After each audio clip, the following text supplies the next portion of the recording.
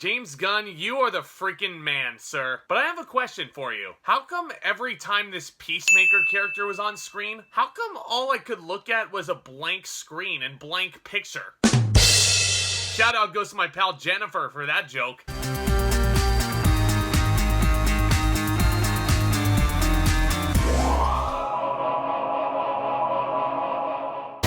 Everybody, my name is Zack, and I love talking cinema and all things entertainment. As always, I really appreciate you guys stopping by, and I hope you enjoy your stay. I really hope so, because this time around, we're looking at the brand new superhero brutal action film, The Suicide Squad. This is the reboot slash sequel slash insert synonym here to the quite mediocre 2016 version directed by David Ayer. And this time, it's of course written and directed by James Gunn, who brought you the first two Guardians of the Galaxy films. And it stars a bunch of talented people: Idris Elba, Margot Robbie, John Cena, David Dastmalchian. You get Joel Kinnaman and Viola Davis both returning. And you also have Sylvester Stallone as King Shark. You heard me. The government is sending the most dangerous supervillains in the world, Bloodsport, Peacemaker, King Shark, Harley Quinn, among others, to the remote, enemy-infused island of Corto Maltese. Armed with high-tech weapons, they trek through the dangerous jungle on a search-and-destroy mission, with only Colonel Rick Flag, once again played by Joel Kinnaman, on the ground to make them behave. And in case anybody's at all concerned from the get-go, let me just douse your worries right now. This review is going to be completely spoiler-free. Take that as you will. I hope you guys enjoy the film, because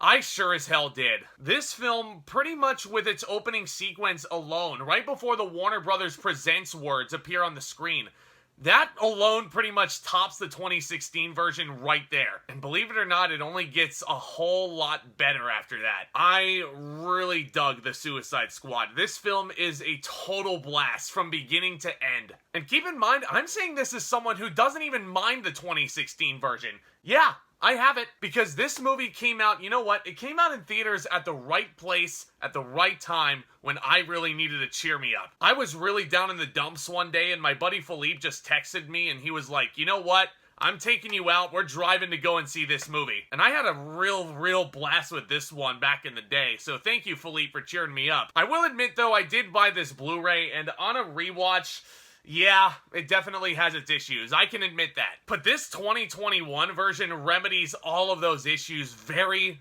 quickly. Because James Gunn, I am fully convinced now, is a living legend. Just like he did with Guardians Volume 1, which is still in my top 5 MCU films, he injects so much life and so much fun into the DC Extended Universe with this typical James Gunn style. This cinematography and this direction is so vibrant, loud, and oh so deliciously violent. Yep, this movie is for sure rated R. Don't try to sneak into this one, kiddos, because this does not have the Disney shackles on it. James Gunn is holding back no punches with this film. This movie can get quite vulgar and oh so brutal. Now, don't get me wrong, I love the darker MCU films like the Russo brothers bring to us, but this is the kind of comic book movie that I really like, because it is just so darn colorful, almost like you're pulling a comic book hot off the presses and you're peering into it on the silver screen. It also feels so much like comic book action, so much violence, so much blood everywhere. The Suicide Squad is 2 hours and 12 minutes of pure, unadulterated James Gunn carnage, and it was so amazing to watch. The action set pieces, every single one of them, downright phenomenal. So amazing to look at. The finale, I will also admit, was super cool with this big giant Project Starfish, like a Godzilla-esque type character. And he's leading a little cult of innocent minions by standing and like...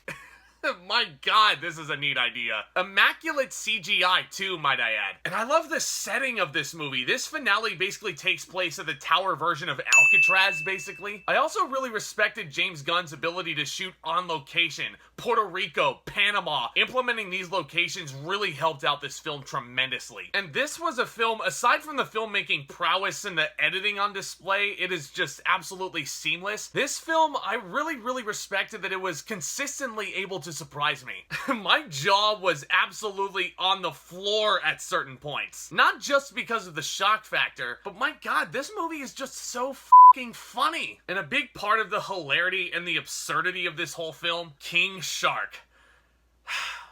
Absolutely phenomenal. This character is almost like what would happen if Groot ended up going to college and getting a degree in linguistics. Such a fun character to watch, and you also do get that moment you saw in the trailer of him tearing a poor soldier in half. I loved him. The voice work done by the one and only Sylvester Stallone, the motion capture, the CGI, everything about this character I loved. I also really dug every single member of this team. You once again get Courtney as Captain Boomerang, giving you a very fun performance. David Dastmalchian as the Polka Dot Man is really good. He's got such a sad backstory involving his mother, which honestly makes a certain reference John Cena makes all the funnier to me now. Pete Davidson makes an appearance as a character called Blackguard. This cast across the board, Michael Rooker as well, phenomenal in this film. I had no clue he was in this movie as Savant. Such a fun character as well. And Weasel.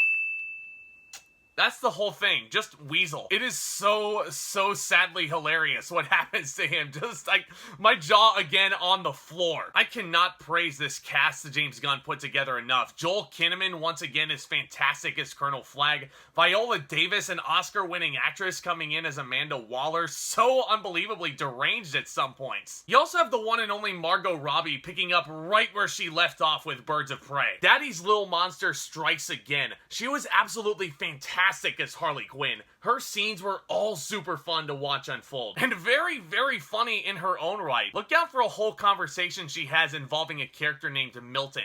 Had me in stitches, guys. I will admit, though, that Harley Quinn was kind of hit or miss for me, though, in this film. I'll get to why that is in a moment, but I'd just like to take a minute to praise Idris Elba as Bloodsport. This character, guys, there were just so many incredible layers to this guy. Not to say, like, each member of the Suicide Squad doesn't get this depth. It definitely feels like they get much better development and background when you compare it to David Ayer's film. I'm just saying that Idris Elba gets the big brunt of this emotional depth. This connection that this character shares with his daughter, oh my god, it was so touching, honestly. And Idris Elba was certainly the right actor to pull this off. He was magnificent once again. As per, he is super captivating to watch and super badass in the fight sequences as well. Not to mention, he is also extremely hilarious in his own right, especially when it comes to a certain phobia this character has. And the way this whole phobia pays off is just golden. Speaking of hilarious badasses,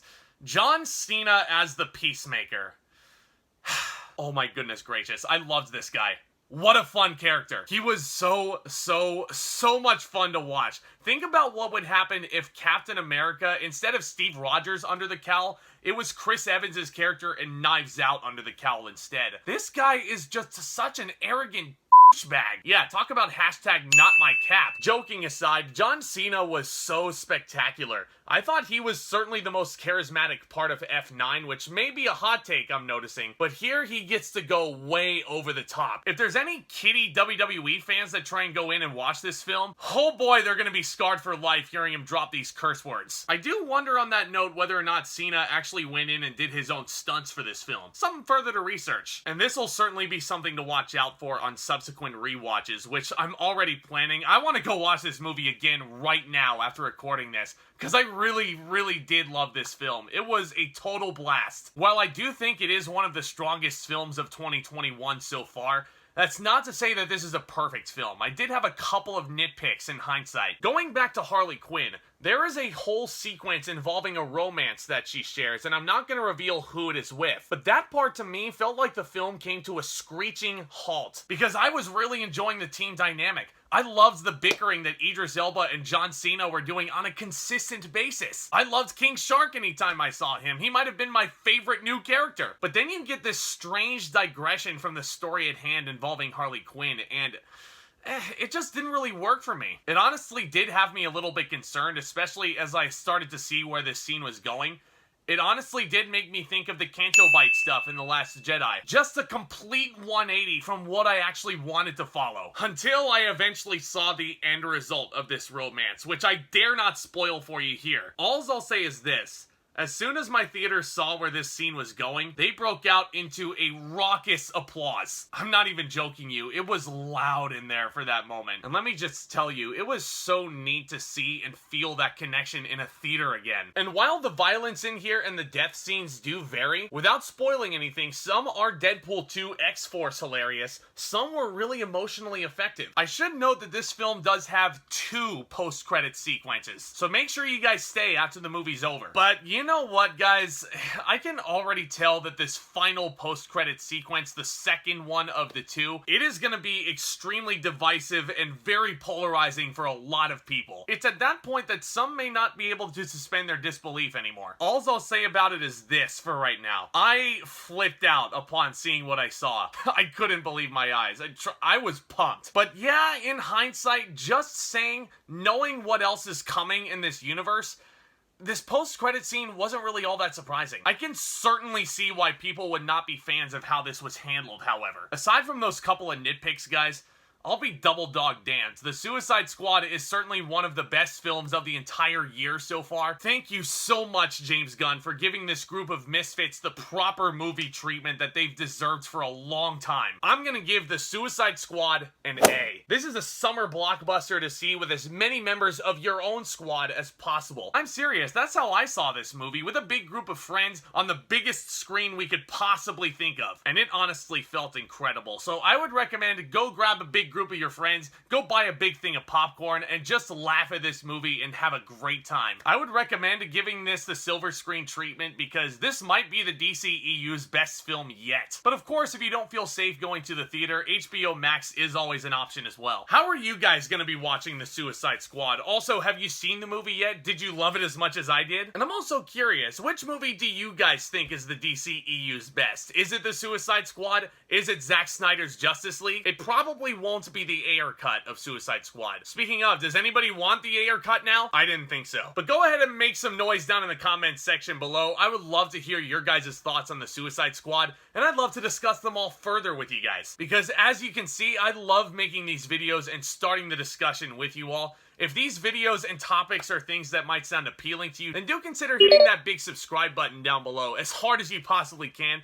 It is totally free. It really helps me get the content out there, as does hitting that thumbs up button on your way out. That would be tremendous. And as always, guys, look out for more exciting content hitting this channel very soon. Busy weekend coming up next weekend as well with Free Guy, Don't Breathe, Respect, the Aretha Franklin biopic. So stay tuned for all that content and much more, my friends. Y'all are the best. And with all that being said, back talk, commence!